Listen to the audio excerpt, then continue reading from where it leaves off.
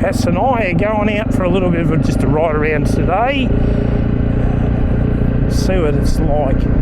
It's actually the first cool day we've had. The weather's a little bit cloudier, but oh, there she goes.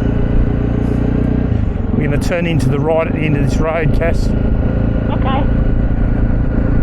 They've dumped the trolleys, they've stolen the wheels and everything from it. Just dump it.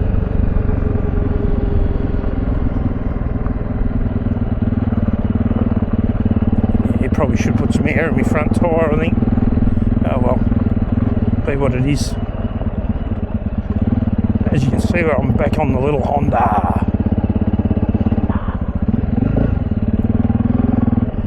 Look here and see how much air is actually in that tyre.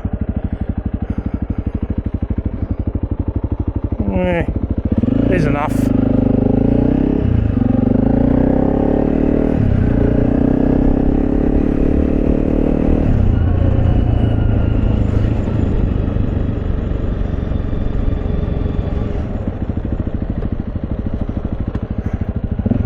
How'd you go getting that hair in that helmet?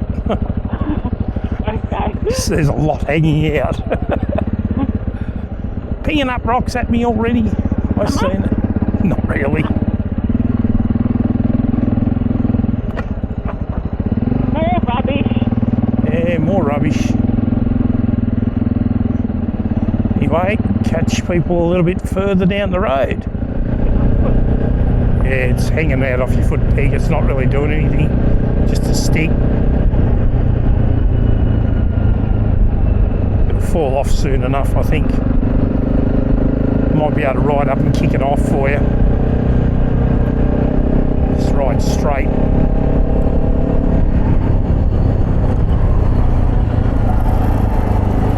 It's hooked on the gear lever. I kicked it, but it didn't come off. You'll have to stop, pull it out.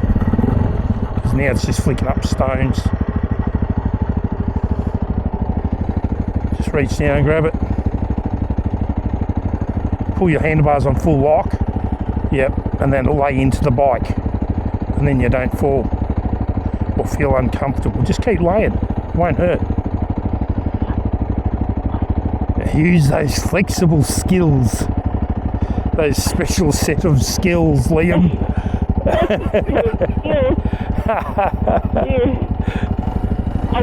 Spin the wheel, spin the wheel, spin the wheel.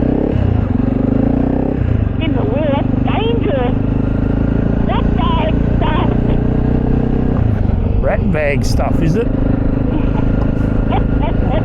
That's right, you keep flicking sticks at me.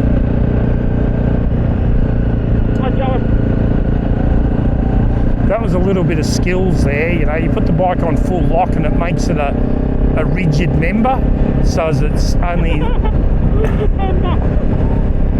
Don't be a deviant.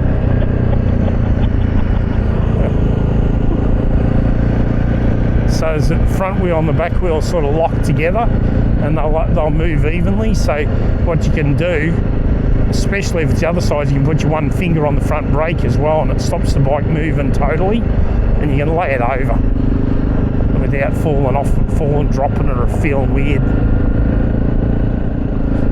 Just out, cruise through, nothing hard. It's still a bit warm. Getting much airflow through your jacket? You got your vents open? You want your vents open? No, I'm pretty comfortable for now. Okay. You get warm, just remember I can see they're all zipped up. Okay, thanks. I'm fully opened already and I'm still warm. But they flow well. These jackets really flow good. I should have taken the sleeves off. Oh, yeah. I still can, I guess, and stick them in the back pouch. I love this Alpine Star jacket. It's the same thing I had one before Adam Reeman got one. So I was in the know. Copycat. Yeah, he's a copycat.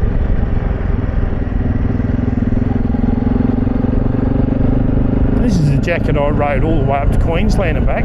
Rain, hail, shine. I just put a rain jacket over the top of it. And it's been really good. Like, I had me crash and it didn't even get a scratch. Oh, that's good. So it's robust. Unlike me, I'm not robust. It's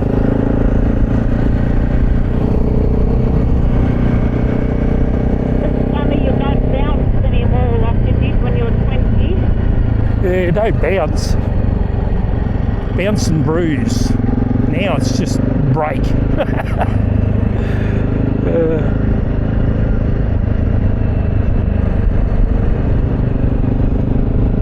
It's nice though, nice just cruising around, see what's out here, be ready for the kangaroos if you see one. Got a bit up your sleeve. I wish they did those KLX 300 full, like the dual sport model in Australia, not just the off-road one, where you can't register them, you can only reg them. Yeah. Because seriously, if I was going to buy from the showroom bike, like if you're looking at a rally style, you get this, you get the Honda and pay the money for the suspension, definitely. Do a few other little things, but whatever.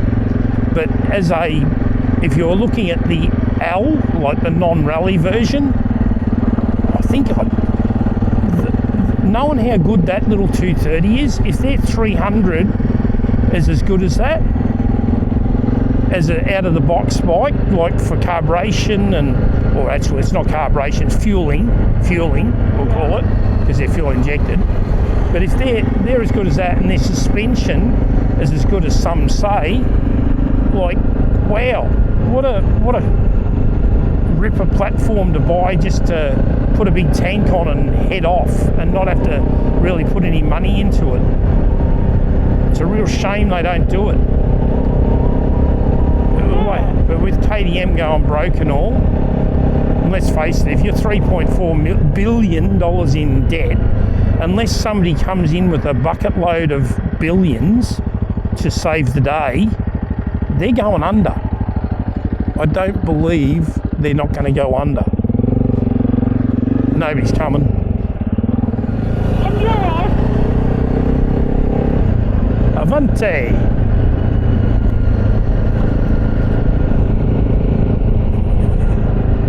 Yeah, with them, if they go under, it's an opportunity for Suzuki and all the other brands to get a little bit more market share. I reckon it's a good thing. Yeah. Sure. Because they might flog off portions of KTM to try and keep the brands alive. Like somebody might come in with enough money to actually buy the whole lot, but they might buy off like Husqvarna or Gas or something. And listen to that Fixer guy the other day that fixes all broken companies. Like his philosophy was spot on, where they should have said Gas does all the two-stroke enduro bikes for hard enduro. Husqvarna does all the other bikes, and then if you want the premium, you have KTM.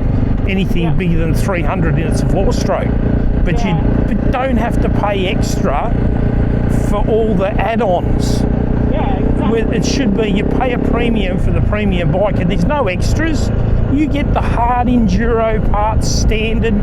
You get like the hard parts. You get all the billet this and billet that, and you get the Akrapovic exhaust. You get it all, but you pay a premium to have that, and you ride it. Then it is ready to race, as they say. Yeah. And if you buy a Husqvarna, you buy what KTM offers now.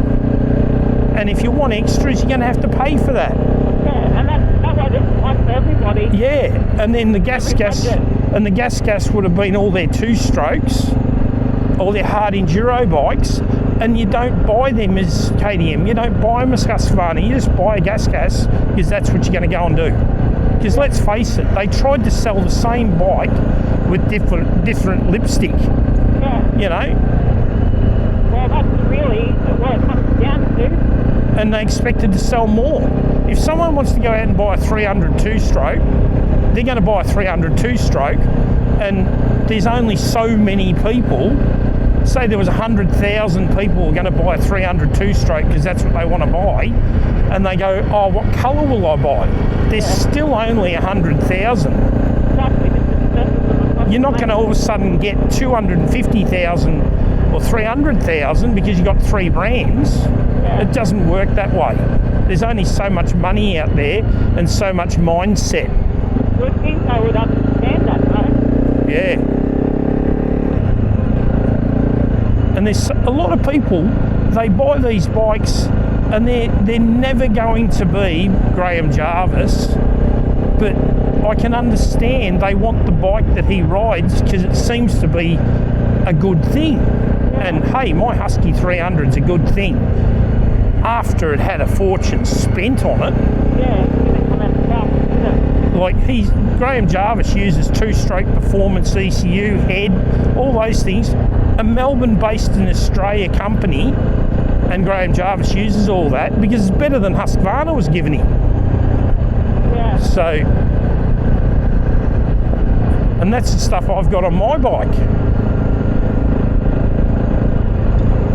I really like the new Alpine Star pants you're wearing. Yeah. Yeah, they're very, very, very nice. And how's the new Leat knee guards going? Yeah, no, I think Yeah, they'll stay put. yeah. I'm liking mine. They're not a big difference to what I had, but for some reason they're just more comfortable. Yeah, if you look at them, they look the same. I picked up your Kirby's one before, and I thought they were it. Yeah, but they're just the Kirby's ones are just too hard on the inside.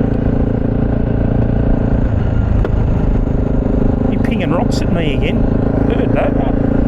Hit me plastic. It's iron. I don't know iron stone. Ooh, handy. Bit of sand.